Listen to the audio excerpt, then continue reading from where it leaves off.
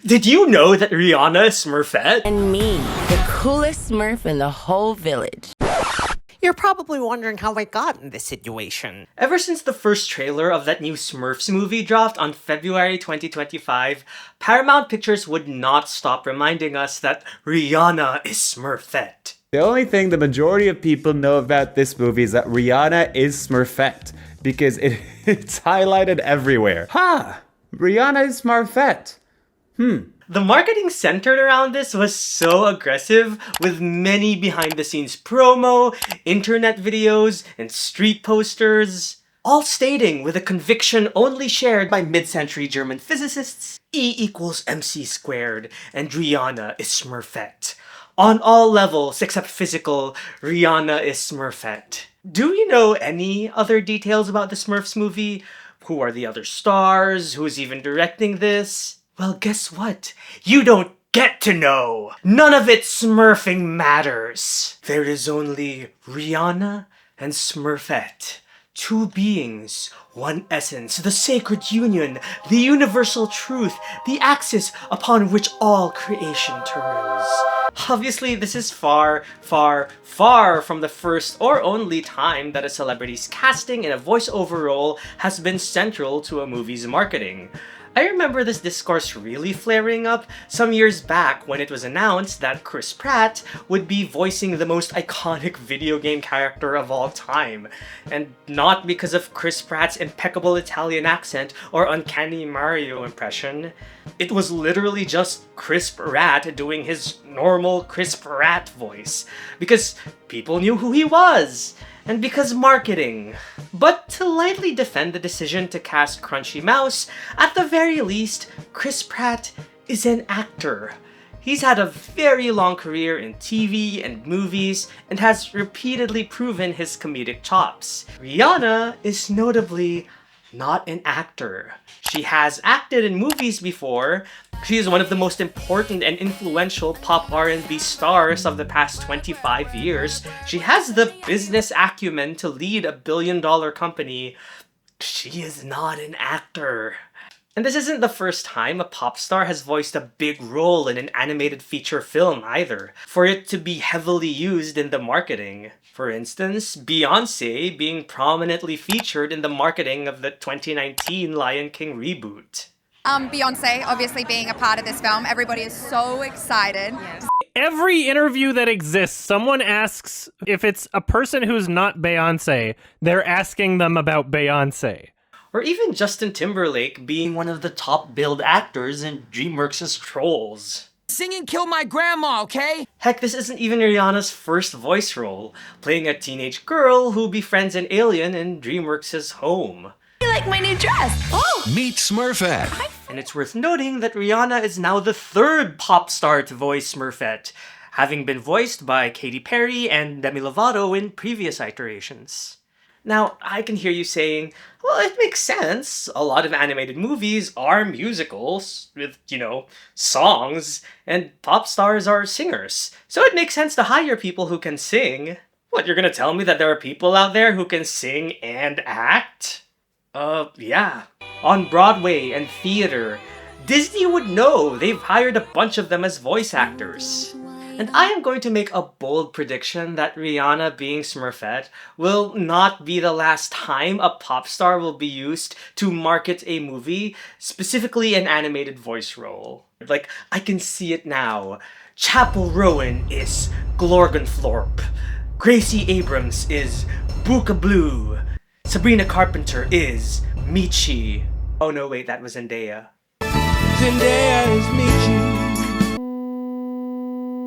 In this video, I want to unpack the celebritification of voice acting and why I think pop stars are the future of this particular medium. Whether we like it or not, woo! I really want to dig deep in the history of pop stars and musicians and celebrities in animated movies, which means I'm going to go far, far back. And I know a lot of people have discussed this in the past, and there are a couple of properties that everybody remembers in that regard, so I hope to maybe cover some new ground you might not have heard of. The origins of voice acting come primarily from the radio boom in the 1920s. The radio existed back then like the internet exists now. It was everybody's one-stop shop for entertainment, news, information dissemination. But this necessitated that people who did voice work be very versatile, that they could be wacky and portray different characters, but also do the serious news announcer thing. Breaking news! Oh, the humanity! Hey, bada bada! In fact, the undisputed voice actor GOAT, Mel Blanc, came from radio. But he's best known now for his work with Warner Brothers, voicing some of the most iconic animated characters of all time. Hurry up, the fine print doesn't mean a thing. Might I inquire to ask what's up, Doc? Now, I want to pause here and point out that while voice acting is acting, it does require a completely different skill set than acting on theater or film. For instance, in visual mediums, the emphasis is on movement, physicality, interaction with your scene partner, possibly.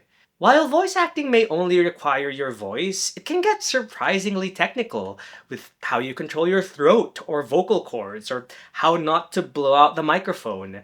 Here's voice artist Joan Baker on coaching actors for these kinds of roles. And when I've worked with people that are on Broadway and celebrities, almost always, and these are actors, and almost always they'll say to me, I had no idea. That said, casting quote-unquote celebrities or well-known figures in showbiz for animated roles was not unheard of, even early on. It wasn't done often, but they'd indulge once in a while. One of the first examples ever was Cliff Edwards, or Ukulele Ike, who was a beloved singer and comedian in vaudeville, Broadway, and early sound movies, known by millions even before he was involved in animation.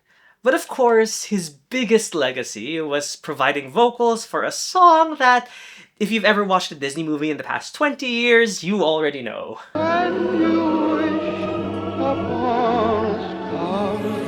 That's right, he was the voice of Jiminy Frickin' Cricket, the conscience and proto-animal sidekick to the title character of the 1940 movie Pinocchio. And it's likely that he was cast by Disney because of his reputation as a skilled musician. While he wasn't necessarily featured as voice talent for Pinocchio or even used that heavily in their marketing, Disney did prefer to keep their voice actors anonymous, not even being credited in movies until 1941. He has made at least a public appearance singing songs from Pinocchio, and even talking about his experiences with Disney. This partnership had worked out so well that Cliff Edwards continued voicing Jiminy Cricket for several years after. Throughout Disney's golden age, they may have cast an occasional voice actor who was already known from radio or music or whatnot, like how comedian Ed Wynn was cast as Alice in Wonderland's Mad Hatter, because the animators felt that there was a visual resemblance. We would see way more recognizable names from the 1970s onwards. For instance, Eva Gabor, who was honestly probably more known as a socialite and businesswoman. She did a couple of voice roles for Disney's animated features, notably as Bianca from The Rescuers. In fact, the character was written to be Hungarian, potentially because Eva Gabor herself had a very distinct Hungarian accent. Likewise, Mickey Rooney played a grown-up Todd in 1981's Fox and the Hound.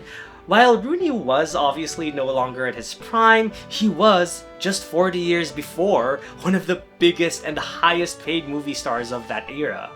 But one of the first times Disney leaned heavily on their celebrity voice talent in their marketing was with the 1988 movie Oliver and Company. In trailers and newspaper promotional material, Disney would heavily market this movie on its stars, who were primarily known for their musical output, which makes sense. Bette Midler, Huey Lewis, and Billy Joel. Oliver and Company was one of the first big Disney musicals in a long while. And Billy Joel in particular. Like, if you don't know, he was a massive pop rock star in the 1980s with a long string of hit songs, some of which are pop classics. And, might I add, he really did not want to act and never saw himself as an actor, and he only took on the role for Disney because he wanted to leave something behind that his baby daughter at the time could enjoy. However, not everything was all peaches and roses for Disney actors, even back in the early years. Non-celebrities were kind of given the shaft. Aside from not being credited in the movie, Adriana Caselotti, perhaps one of the most iconic Disney voices of all time, she was prevented from taking on more work because Walt Disney didn't want to, quote, spoil the illusion of Snow White. In fact, this may have potentially contributed to her lack of finding work in Hollywood after Snow White. It really highlights how different the approach was for voice artists back then. How being immersed in this animated world was given more predominance over the glamour of celebrity and marketing. But even when they did employ celebrities, these celebrities were also not treated the best. Peggy Lee was a very popular singer-songwriter in the 1950s, possibly best known for her rendition of Fever. When you kiss me, fever when you hold me tight.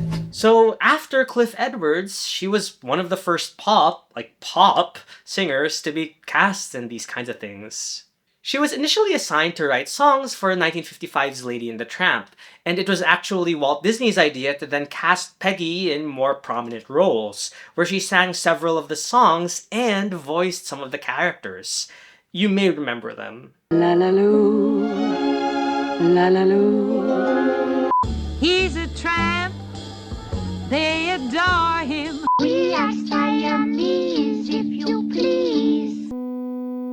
Anyway, it was specifically stated in Peggy Lee's contract that Disney would not retain the rights of the sale and distribution of her recordings, more specifically stated as transcriptions of her songs and voice. Easy enough to control in the 1950s when this entailed just, vinyls or radio play. But in the 1980s, when VHS copies of Lady and the Tramp, which, remember, contained songs and vocal performances by Peggy Lee, sold millions, Miss Lee did not see a dime from those sales. And so, she sued. And this is where it gets crazy. Roy Disney, who headed animation at the time, tried to argue that voice actors were only a small part of animation, and animators are the real actors. I mean, I guess, animators certainly are underappreciated and undervalued, but again, voice acting is a real skill, and for the craft to just be dismissed like this is kind of disheartening. So, in order to make their case, Disney tried to get Jodie Benson, voice of Ariel in The Little Mermaid, to testify in their favor that, no, voicing for Disney is actually a great honor, actually. And the actors just do it for the prestige, not for money, no. This is the original, can't you just do it for exposure? Every freelance artist listening to this just got war flashbacks. But Jodie Benson was so moved by Peggy Lee's presence in court that Benson said, whatever the jury wanted to award Peggy Lee, Miss Lee deserved that and more. And for as notoriously lawyered up as Disney is, Peggy Lee actually won. The jury awarded her $2.3 million, and she had this to say. I think it's shameful that artists can't share financially from the success of their work. That's the only way we can make our living. Which sadly is still very relevant now in 2025. Still, I feel like Disney took the wrong lessons away from this whole debacle, specifically how Peggy's attorney pointed out that voice actors were not like animators because you could use celebrity voice actors to help market the movie. What? Using celebrity voices to market a movie? No, we'd never do that. Really? Okay, it's time to talk about Robin Williams' Genie. 10,000 years will give you such a crick in the neck. What is widely thought of as the turning point for the celebritification of voice acting is Robin Williams being cast as the Genie in 1992's Aladdin. It's already been talked about and discussed so thoroughly, particularly in Lindsay Ellis's excellent video essay about how Robin Williams was cast and the fallout afterwards. So I'm just going to give a brief Cliff Notes version on here, but if you haven't yet, go watch Lindsay Ellis's video. So the character of the fast-talking, pop culture referencing genie in Aladdin was very specifically written with Robin Williams in mind. He was already very successful both as an A-list movie star and stand-up comedian by that point. To win over Robin Williams and convince him to take the role, the animators animated a sequence of Robin Williams stand-up portraying him as the genie. So yeah, this did win over Robin Williams, and he agreed to take way less money than he normally would, and obviously this paid off for Disney because everybody who watched Aladdin always walks away so charmed, so captivated by Robin Williams' brilliant comedic performance and how wonderfully animated his sequences were. A perfect marriage of both actor and animation. However, Williams' only stipulations to be involved in the project were that 1. No more than 25% of the marketing center around the genie, and 2. Don't use him in any kind of merchandise to sell toys or whatever. Well, Disney did honor the first condition by having him only comprise 25% of this poster, which, ooh, I wonder which of these characters they really want to highlight. And telling Disney not to make merch, that's like a YouTuber telling their audience not to like and subscribe. But because Aladdin did so insanely well box office wise, this is when Disney really went all in on their use of celebrity voice stunt casting throughout like the rest of the 90s. The Lion King, for example, they had James Earl Jones, Jeremy Irons, Whoopi Goldberg, Rowan Atkinson, among others. Toy Story, the first CGI feature film, had Tom Hanks, fresh from his 2 consecutive acting Oscars, voicing Woody, and Tim Allen, who had been the lead actor of the biggest TV show at the time. Snap out of it, Buzz! In The Hunchback of Notre Dame, they had Demi Moore as Esmeralda. An all-star cast brings the characters to life, including Demi Moore as the mysterious Esmeralda. But that was over at Disney. When Jeffrey Katzenberg formed his own animation studio, DreamWorks, right out the gate, they were casting some pretty formidable talent in their first few movies, like Ants, with Woody Allen and Sharon Stone. Do I have any Ants fans in the audience? Any Ants fans? Anyone? No, I said ants, not crickets! Or Prince of Egypt with Val Kilmer, Ralph Fiennes, Sandra Bullock, Michelle Pfeiffer, among just so many others. This cast was really stacked. But the real game changer from DreamWorks, you already know who he is.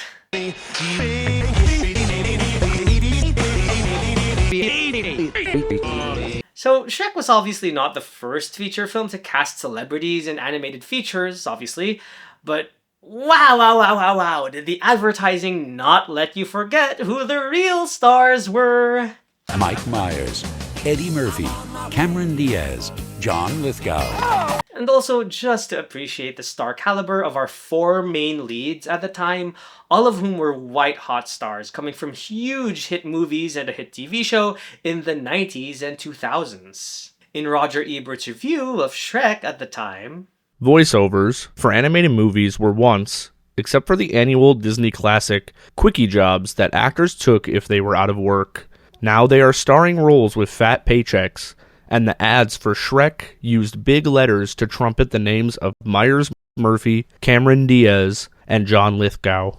It is crazy to me that in the context of the review, this is actually framed kind of positively. Obviously, Mr. Ebert would have no idea of the absolute comical lengths this would reach 20 plus years later, when every studio with any kind of animated movie would engage in this kind of depraved practice.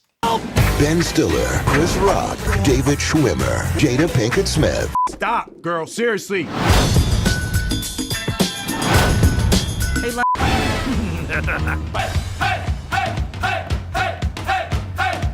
Jim Carrey, There are people on this spectrum. Steve Carell, Dr. LaRue.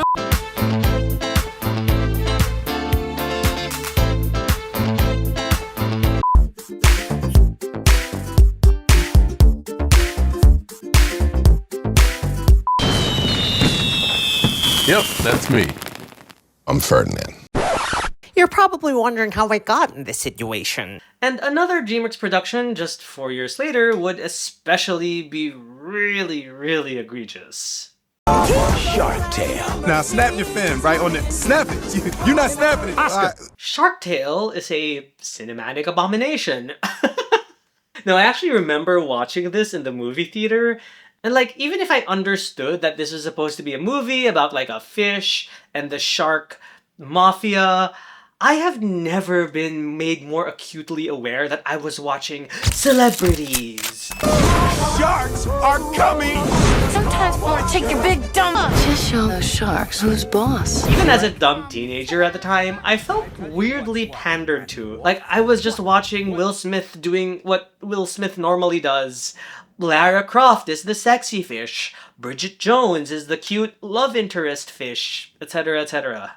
It started to feel like this was the beginning of tinkering around a character to fit a celebrity's image based on just who was hot at the time. And the movie never letting you forget who they blew all their budget on. In fact, I think that this was by design. Apparently, for Shrek 2, actors like Monty Python star John Cleese, who played King Harold, was encouraged not to do any kind of voice other than himself. Quote, "They didn't want me to try any kind of accent or different voice production. They told me that in the first 2 minutes, and it made my life a lot easier." Antonio Banderas, when talking about playing Puss in Boots, has said something similar. According to journalist Anthony Brosnikan, Antonio Banderas tried a Speedy Gonzales-type accent and a scary, deep, low growl. Ultimately, the directors had him settle on a voice that was approximately his own, in smooth Zorro mode. And that, my friends, is how we get Chris Pratt as Mario doing his Chris Pratt voice 20 years later. He's so cool. Because they are not physically present on screen, it feels like the movie needs to constantly remind you of the celebrities both before and during your time watching.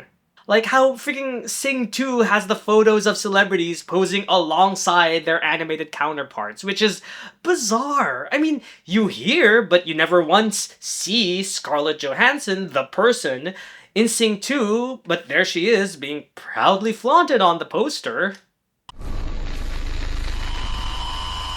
And of course, one of the universal axioms, Rihanna is Smurfette. Look, this is all very odd to me, because this just goes against the whole ethos of making movies, or just making art in general. The whole idea of immersion, of not wanting to spoil the illusion, that prevented Snow White's Adriana Caselotti from making other appearances elsewhere. So now, we have that being turned on its head. Movies and studios wanting to remind you that, bro, the person that you know is in the movie, oh! But this is far less an aspect of modern animated films and voiceover roles as it is a flaw of movie superstardom in general. Speaking of movie stardom, though... Hello! If you were enjoying so far and you want to see more content from me, and you have the means to do so, I have almost 4 hours of exclusive edited video content over on my Patreon or YouTube channel memberships, all this for just $2 a month, with one video every 2 months, with one coming this September. Thank you so much, and back to the video. Okay, so now I want to answer the question, why pop stars? Why? So I am like an old man now, but for all of you out there who are unlucky enough to have a birth year that starts with a 2, do you remember a time when movie stars were, like, relevant? Okay, so that's obviously a dumb question. Even nowadays, the phrase movie star is still used as shorthand for somebody who is extremely popular. To this day, some people still aspire for that Hollywood fame because they buy into the magic. But you have to understand, children, I grew up in the 90s, and movie stars were simply the pinnacle of beauty and style, but also relatability and personability. We looked up to them like gods, but we also wanted them to be our friends. We come to this place for magic. We come to AMC theaters to laugh, cry. I'm sorry. Part of the appeal of these movie stars was in how they were typecast in movies and TV shows. And through playing certain roles, they became known to audiences. Julia Roberts was your beautiful, likable girl next door. Will Smith was your effortlessly cool, lively life of the party. Arnold Schwarzenegger is your aspirational, badass muscle bro. Andy Dick is a horrible train wreck. You know, generally corresponding to people that we know in real life. It's through this typecasting that they almost fulfilled, like, parasocial roles in our lives. And this parasocialness with movie stars made big money for the movie studios. For instance, dashing leading man Tom Cruise had an insane streak from 1990 onward, where all but 2 of his 15 movies he starred in grossed over $100 million worldwide. Relatable everyman Tom Hanks starred in 7 movies that were among the top 10 biggest hits domestically from 1993 to 1999. And for as effective as typecasting was in getting butts into seats, in the span of the 2 to 3 hours that you spend watching a movie, you are completely immersed in the story. I mean, sure, audiences still may refer to you as like Julia Roberts in Erin Brockovich or Jim Carrey in Eternal Sunshine, but in that moment, the audience is immersed in the world that was created for the movie. Dazzling images on a huge silver screen. Sounds that you can feel.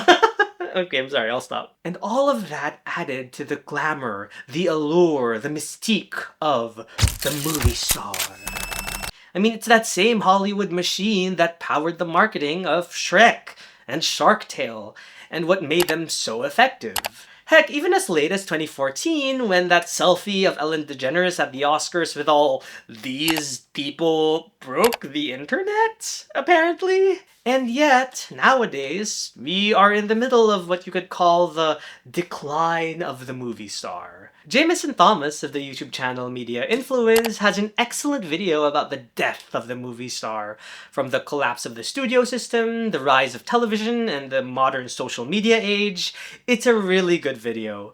In it, it's pointed out that movie stars are no longer the box office magnets they used to be. Like, sure, Margot Robbie can have a huge hit with Barbie, but that's no guarantee that her next movie will do well. Before Barbie was released, analysts were predicting that if Barbie flopped, Margot Robbie's career as a bankable star was over. Before Barbie, Margot Robbie had been in a number of high-profile leading roles, but they flopped, including 2022's mega flops Amsterdam and Babylon. After those movies, some were calling Margot Robbie box office poison. No more guaranteed 100 million gross worldwide with Tom Cruise or whatever. In this video, Jameson specifically cites the rise of intellectual properties as what replaced the movie star.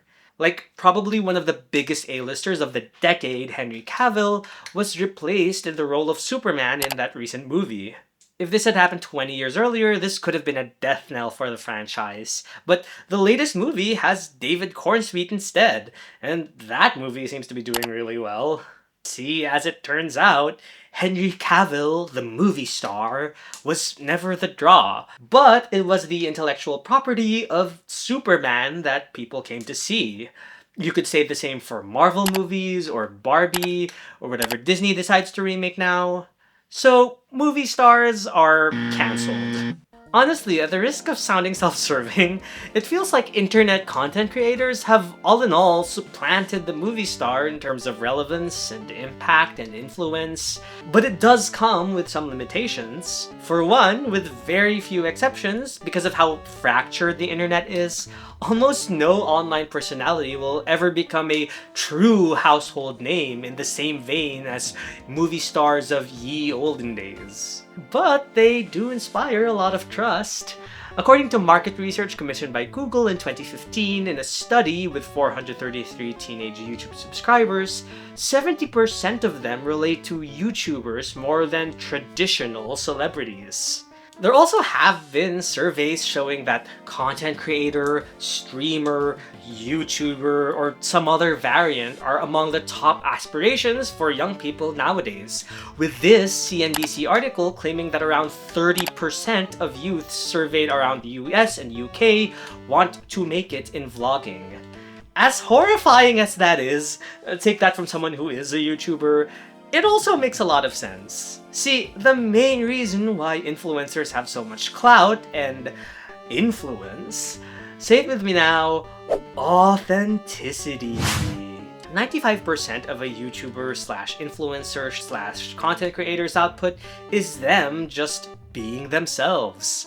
So much long-form online content that gets big now, whether it be YouTube videos or podcasts, have the presenters speaking directly to the viewer or alongside the viewer, where you can feel like you're a friend listening in on a conversation. Like right now, I'm not looking and talking at a camera. I'm talking to you.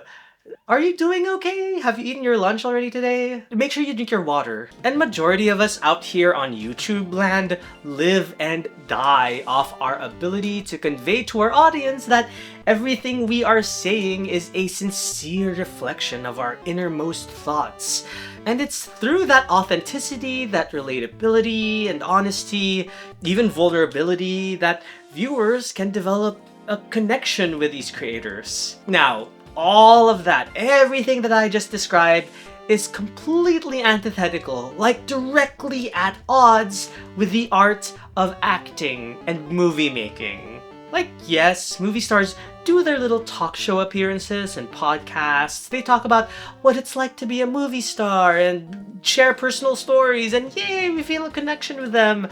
But at their core, movie stars are not designed to be friendship simulators.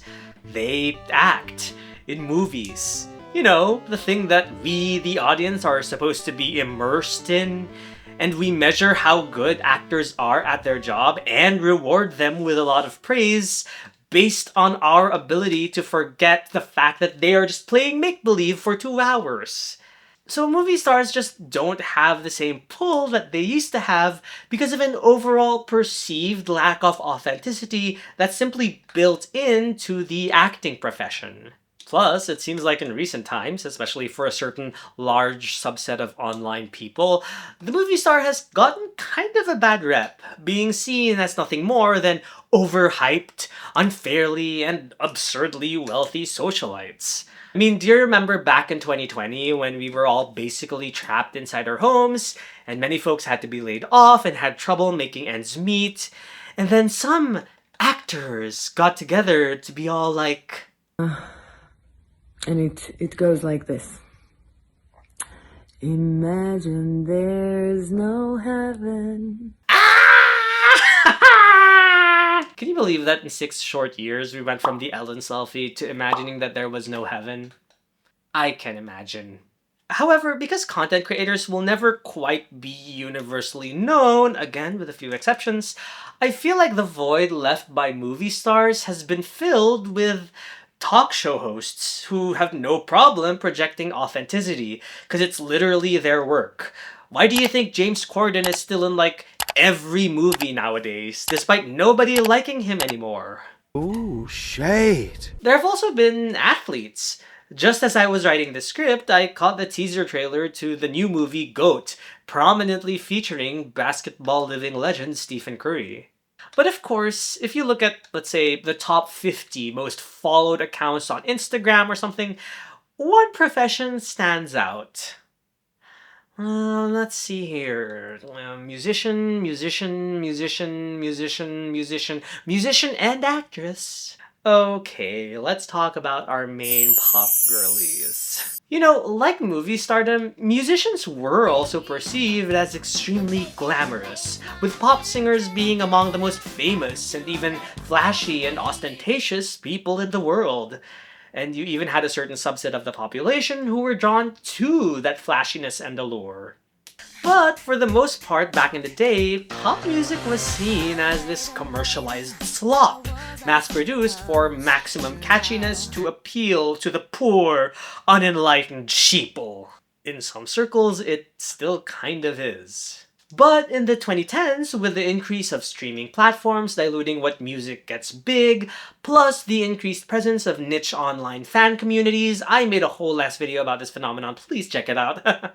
Pop music became more respected, admired even, with plenty of artists using the sound and aesthetics of pop in order to break the mold. But there was another element that was being added into pop music that was also present back in the day, but has become a necessity as of late. Say it with me now, authenticity. Wait, this feels familiar. Back then, there really wasn't much of an expectation for pop singers to write their own music. More and more, though, in the 2010s, pop singers began officially having a hand in the songwriting side of things. Like, you had to be a real artiste now. You'll see this in like every song by a pop artist throughout the 2010s. And so, as singers started racking up songwriting credits, songs became more reflective of the artists performing them. All in all, this felt like a message from the music studios and the marketing machine. Your faves are being so super real right now. This is their story, this is their whole entire journey, and they're sharing the gifts of their songs with you. Like online content creation, the nature of music and songwriting just lends itself to more authenticity than movie acting ever could, but with just way more glamour and prestige than being a YouTuber could ever have. So I think that this songwritery aspect, this has become essential for pop girlies nowadays. And I think that this technique of projecting authenticity has paid off in dividends. Because if we know one thing about pop girl fandoms on Twitter, they are intense. These fans are infatuated not just with the image and glamour and aesthetics and talent of these pop stars, but also their authenticity, their relatability, the fact that you can, in theory, tell what a pop star is feeling or thinking based on the content of their songs and albums. And so this cultivates some crazy parasocial feelings that fans have had with their faves. These fans will go all out, buy all the merch, go to all the concerts, buy all 25 different colored vinyls, and watch their movies. So yeah, now it's starting to kind of make sense why movie studios would want to give the hot, famous pop star with a gajillion Twitter followers and a bazillion Spotify listeners the top billing. Like how many little monsters went on to see A Star Is Born or even the Joker sequel because these movies starred Lady Queen Mother Goddess Gaga. That's what we call her in our Sunday rituals. Or the Ariana Grande stans who promoted Wicked heavily because they just loved their faves so much. This is why pop R&B superstar and makeup brand CEO Rihanna was given so much more priority over, wait, hold on. John Goodman, Octavia Spencer, and Kurt Russell? Wait, Kurt Russell was in this?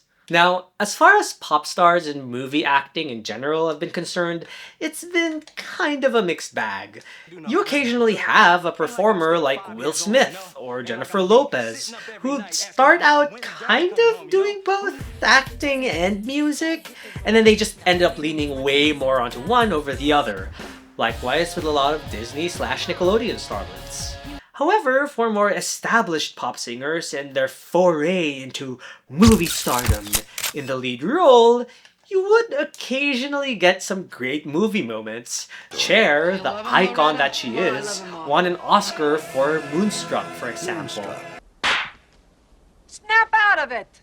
And as we mentioned earlier, there was Lady Gaga and Ariana, who both got Oscar nods.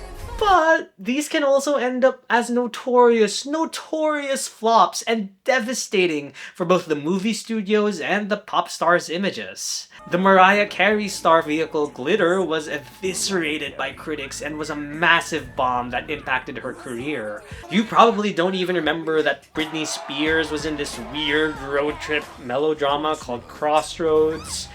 Or worst of all, Queen of Pop Madonna was lucky enough to be the leading lady in 4 Razzie-winning flops throughout the duration of her career.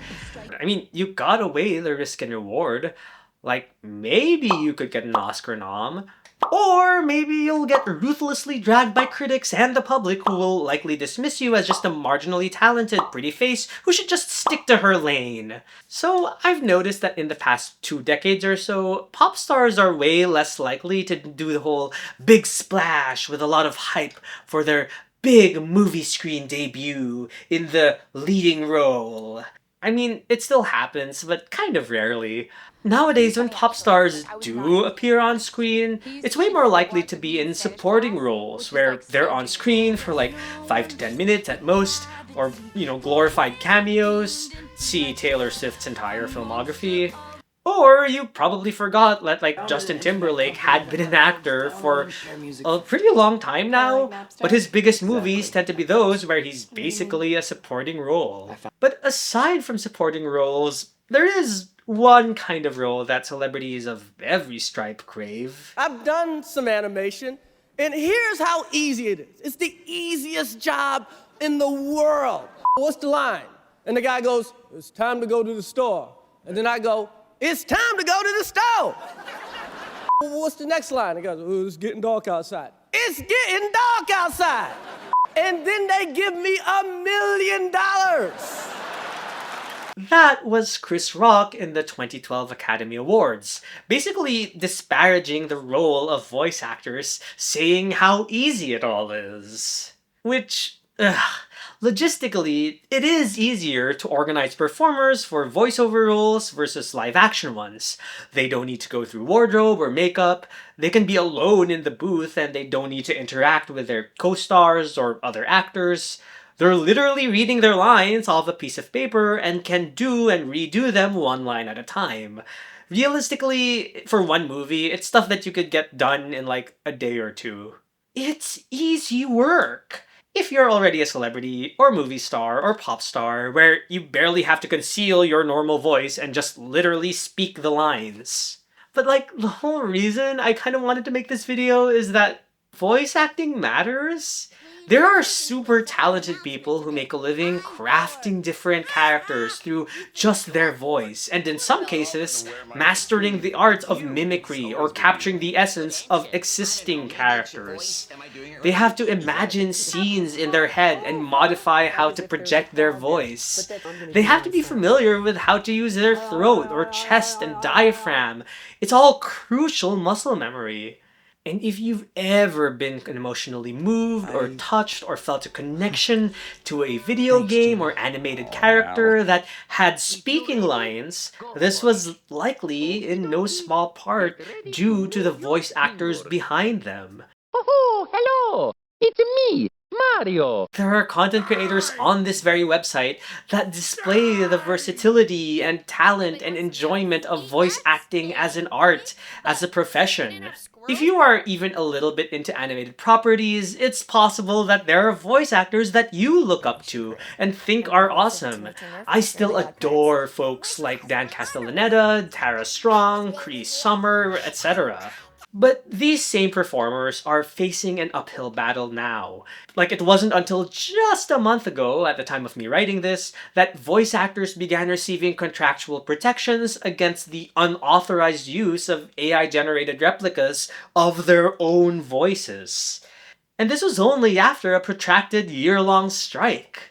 And I think this is yet another indication of just how unseriously this profession is being treated. That people just dismiss this as easy work that could be done by some random A-lister or, God forbid, AI.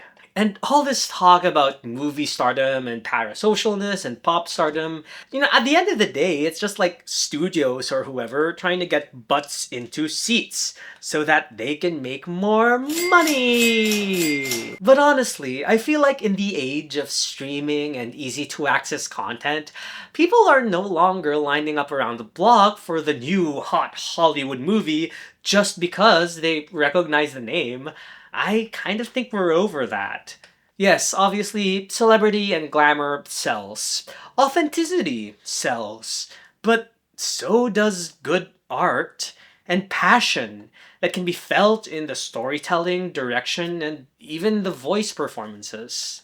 So in conclusion, celebrities are cancelled. Do not fuck around with voice actors. And Rihanna is Smurfette. Now and forever. Amen. Thank you so much for watching. If you enjoyed, liking this video and subscribing to the channel would help a lot. I would encourage you to hit that bell because I don't really upload that often, if you've noticed. And a huge thank you to my Patreon supporters and YouTube channel members who make videos like this possible. Again, there's a lot of exclusive content for just $2 a month. And I guess I'll see you in the next one. Bye-bye.